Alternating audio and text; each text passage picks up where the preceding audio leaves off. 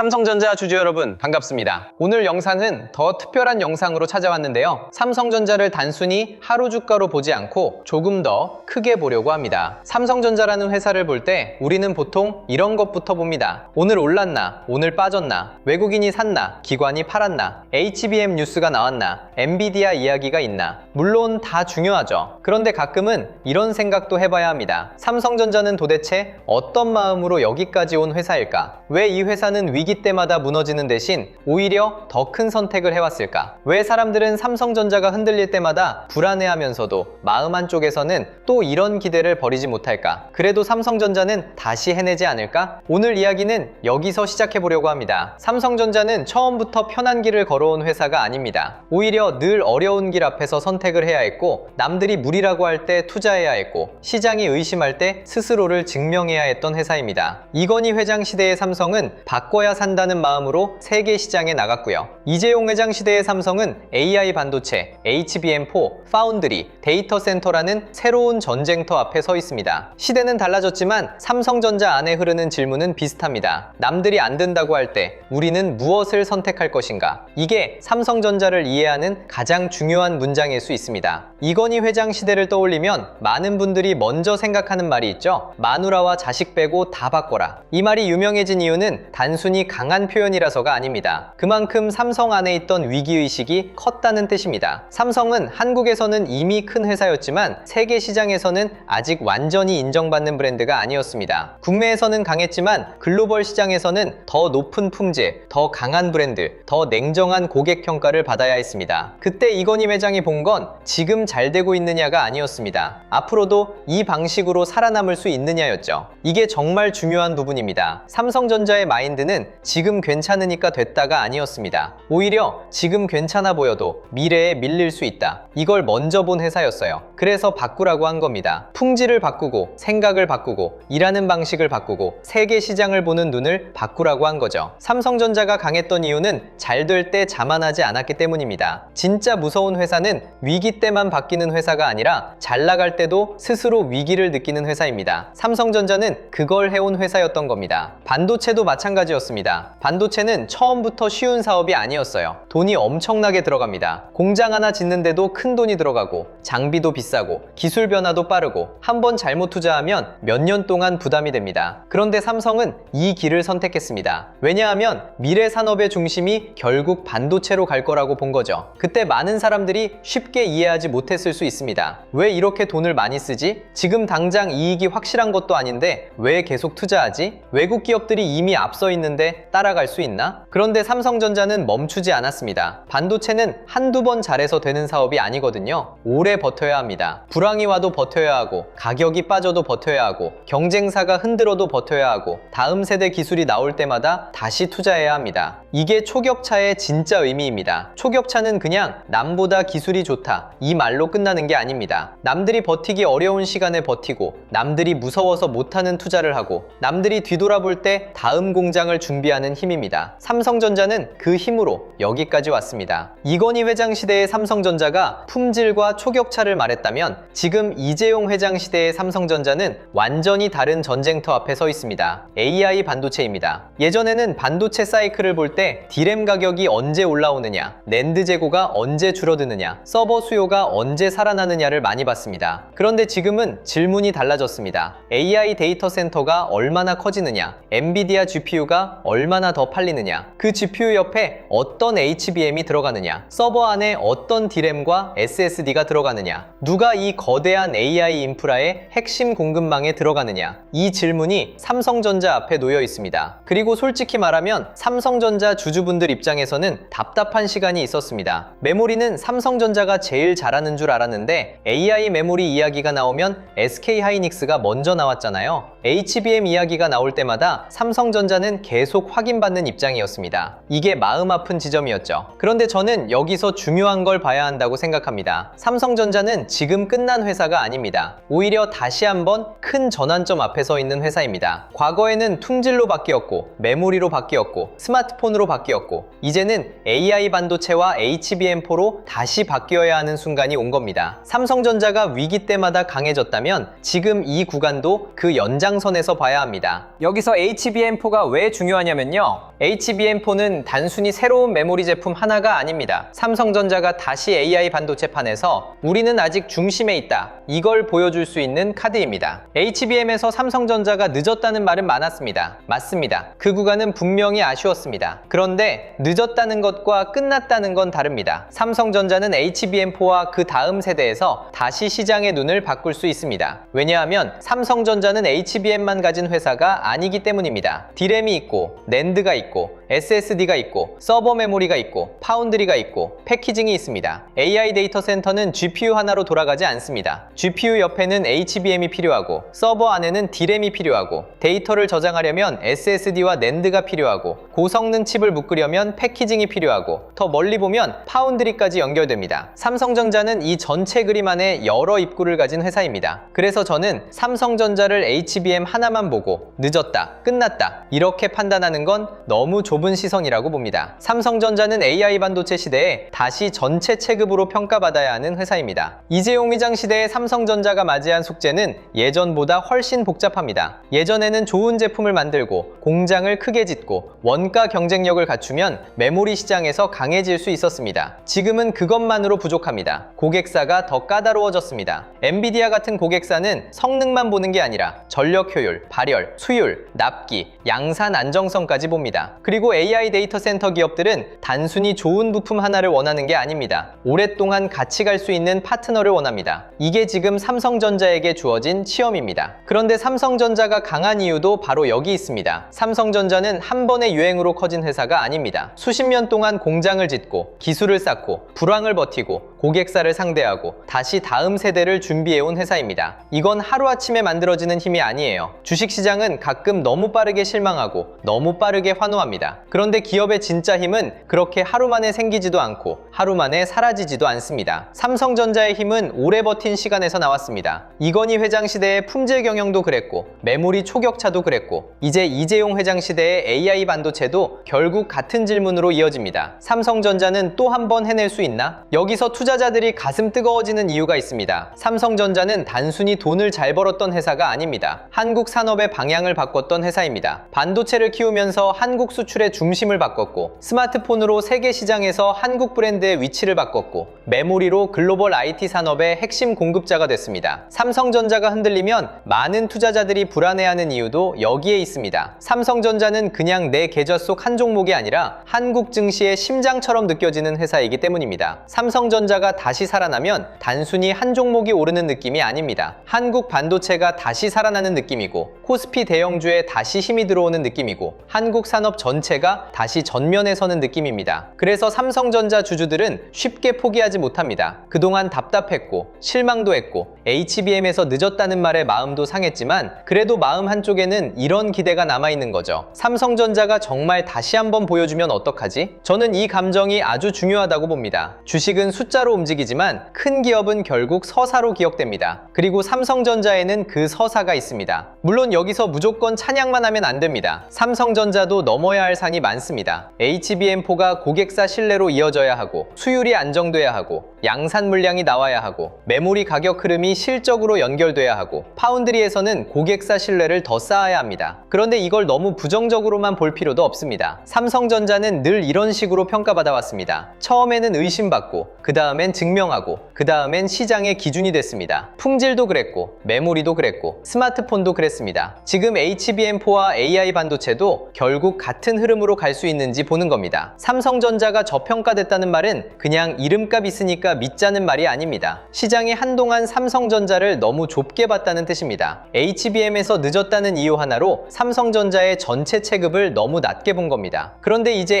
HBM4, HBM4E, HBM5, 차세대 파운드리 협력, AI 데이터 센터 수요까지 연결되면 시장은 다시 계산을 바꿀 수 있습니다. 삼성전자를 너무 낮게 본 거 아니야? 이 질문이 나오기 시작하면 그때부터 재평가가 시작되는 겁니다. 외국인 수급도 이 서사 안에서 봐야 합니다. 외국인은 삼성전자를 단순히 한국의 대표 종목 이렇게만 보지 않습니다. 엔비디아 흐름이 어떤지, AI 데이터 센터 투자가 계속되는지, 미국 금리가 부담을 주는지, 달러와 원화 환율이 어떤지, 한국 반도체 EFT로 돈 돈이 들어오는지, 코스피 대형주를 다시 담을 이유가 있는지 같이 봅니다. 그런데 삼성전자가 HBM4에서 다시 존재감을 보여주고 서버 D램과 SSD 수요까지 살아나고 파운드리 협력까지 연결된다면 외국인은 다시 계산할 수 있습니다. 한국 반도체를 다시 담는다면 삼성전자를 빼놓을 수 있나? 이 질문이 생기는 겁니다. 이게 삼성전자에게 중요한 부분입니다. 개인 투자자의 믿음만으로는 삼성전자가 크게 움직이기 어렵습니다. 외국인과 기관이 이 가격 위에서도 살 이유가 있다, 이렇게 인정해야 합니다. 그래서 삼성전자의 역사를 볼 때도 단순히 과거가 웅장했다 에서 끝내면 안 됩니다. 그 역사에서 이어지는 지금의 숫자, 지금의 고객사, 지금의 수급을 같이 봐야 합니다. 그래야 진짜 투자 이야기가 됩니다. 가격 이야기도 마찬가지입니다. 삼성전자가 위대한 회사였다고 해서 무조건 아무 자리에서나 사도 된다는 뜻은 아닙니다. 좋은 회사와 좋은 매수 자리는 다릅니다. 다만 좋은 회사가 오랫동안 의심받다가 다시 증거를 보여주기 시작하면 시장은 생각보다 빠르게 태도를 바꿀 수 있습니다. 그때 봐야 할 건 단순한 목표가가 아닙니다. 누가 그 가격 위에서 사느냐입니다. 외국인이 들어오는지, 기관이 같이 받는지, 거래량이 붙는지, 반도체 대형주가 같이 움직이는지, 장비주와 후공정, 전력 인프라까지 돈이 번지는지 봐야 합니다. 삼성전자의 역사는 웅장하지만 투자는 냉정해야 합니다. 감동은 가슴으로 느끼되 매매는 기준으로 해야 합니다. 이게 중요합니다. 삼성전자를 믿는다는 건 눈 감고 버틴다는 뜻이 아닙니다. 삼성전자가 다시 증명하는 과정에서 어떤 신호가 나오는지 계속 확인한다는 뜻입니다. HBM4가 고객사 신뢰로 이어지는지, 메모리 가격이 실적으로 이어지는지, 외국인 수급이 돌아오는지, 코스피 안에서 돈이 반도체로 다시 모이는지, 이걸 같이 봐야 합니다. 삼성전자의 역사를 한 문장으로 보면 저는 이렇게 말하고 싶습니다. 삼성전자는 위기를 피한 회사가 아니라 위기를 다음 산업으로 넘어가는 문으로 만든 회사입니다. 품질 위기를 만나면 품질을 바꿨고, 세계 시장에서 밀릴 것 같으면 브랜드를 바꿨고, 반도체가 어렵다고 할 때 오히려 투자했고, 스마트폰 시대에는 글로벌 시장으로 나갔고, 이제 AI 반도체 시대에는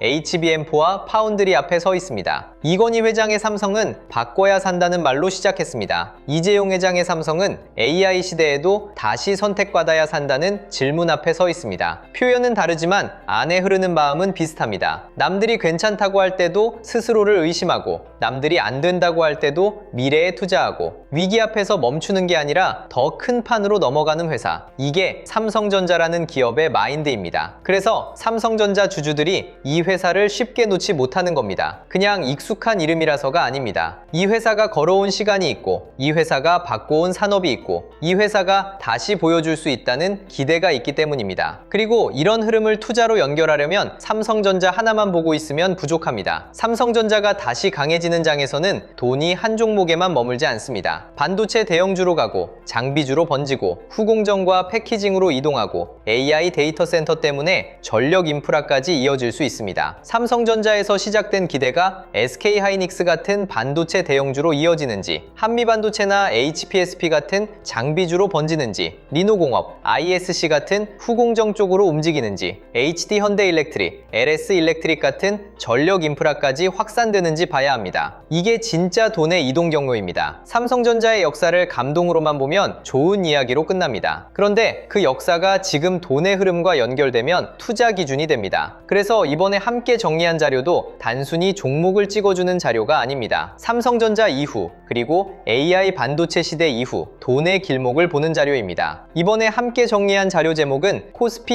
2만의 시대, 돈의 흐름을 읽는 법입니다. 이 자료는 삼성전자 하나만 보는 게 아니라 삼성전자 이후 시장의 돈이 어디로 움직이는지 이북 형태로 차근차근 학습할 수 있게 정리한 자료예요. 코스피 시대 흐름 정리 자료부터 AI 주식 보조지표 템플릿, 지표 사용 설명서, 시장 모니터링 배시보드, AI 종목 스크리닝 리스트, 투자 체크리스트와 원칙 카드, 섹터 테마 분석 자료, 실전 매매 기록 템플릿까지 함께 담아뒀습니다. 오늘 이야기처럼 삼성전자의 역사가 지금 AI 반도체 흐름으로 어떻게 이어지고 그 돈이 어디로 번질 수 있는지 기준을 세우는 데 활용해 보시면 좋겠습니다. 받아보고 싶으신 분들은 구독과 좋아요 눌러주시고요. 댓글창에 구독 완료라고 남겨주시면 됩니다. 그리고 영상 아래 더보기란에 있는 파란색 링크로 들어가시면 원하시는 자료에 맞게 신청하시면 신청하실 수 있게 준비해 두겠습니다. 특히 실명 관찰 종목 41개는 삼성전자 이후 돈이 이동할 수 있는 후보들을 정리해 둔 겁니다. 이건 무조건 사라는 자료가 아닙니다. 돈이 지나갈 수 있는 길목을 미리 확인하는 용도로 보시면 됩니다. 섹터 7개도 같이 정리해 뒀습니다. 반도체 대형주, 전력 인프라, 반도체 장비 소부장, 후공정 패키징, 증권 금융, 자동차 자율주행, 저평가 대형주. 이렇게 돈이 이동할 수 있는 흐름별로 나눠서 볼 수 있게 만든 자료입니다. 그리고 타점 기준 4개도 중요합니다. 좋은 종목인 건 알겠는데 지금 들어가도 되는지, 기다려야 하는지, 이미 늦은 자리인지 이걸 구분하는 게 어렵잖아요. 그래서 돌파, 눌림, 회복, 과열 회피 이 4가지 기준으로 보게 정리했습니다. 마지막으로 매매 전 체크 10가지도 넣어뒀습니다. 내가 뉴스에 끌려 들어가는 건 아닌지, 이미 너무 오른 자리는 아닌지, 거래량이 붙고 있는지, 외국인이나 기관 수급이 들어오는지, 섹터 전체로 돈이 번지고 있는지, 손절이나 비중 축소 기준이 있는지, 한 번에 비중을 너무 크게 넣는 건 아닌지, 분할 진입 계획이 있는지, 내 투자 기간이 단기인지 중장기인지, 나중에 복귀할 수 있는 매매인지, 이걸 한 번만 체크해도 삼성전자처럼 큰 흐름이 움직일 때 감정으로 따라가는 매매를 줄이는데 도움이 됩니다. 그리고 마지막으로 하나만 짧게 말씀드릴게요. 댓글 중에 이런 말씀을 주신 분들이 있었어요. 내용 좋은 건 알겠는데 직장 생활하면서 이걸 매일 다 확인하기는 어렵다. 맞습니다. 삼성전자 하나만 봐도 미국 반도체, 엔비디아, 외국인 수급, 환율, 코스피, 관련주 흐름까지 같이 봐야 하잖아요. 이걸 매일 전부 챙기는 건 솔직히 쉽지 않습니다. 그래서 이런 분들을 위해 자료를 조금 더 편하게 확인하실 수 있는 공간도 따로 준비하고 있습니다. 화면에 보이는 것처럼 반도체 대형주, 장비, 소부장, 후공정 패키징, 전력 인프라, 매매 전 체크리스트, 지표 사용 설명서 같은 자료들을 한 곳에서 보기 쉽게 정리해 드리려는 흐름이에요. 다만 오해는 안 하셨으면 좋겠습니다. 매수, 매도 찍어주는 미딩방이 아니고요. 수익을 보장하는 방도 아닙니다. 영상에서 말씀드린 자료와 삼성전자 대응 기준, 반도체 섹터 흐름, 장중 체크 포인트를 조금 더 편하게 모아보실 수 있게 준비하는 자료방에 가깝습니다. 이 부분도 필요하신 분들은 방금 말씀드린 자료 신청과 같은 방식으로 신청해 주시면 됩니다. 구독과 좋아요 눌러주시고 댓글에 구독 완료 남겨주신 다음 설명란이나 고정 댓글에 있는 파란색 링크로 신청해 주시면 자료와 함께 소통방 링크도 순차적으로 안내드리겠습니다. 혼자서 매일 시장을 다 챙기기 어려우셨던 분들은 편하신 방법으로 도움받아 보시면 좋겠습니다.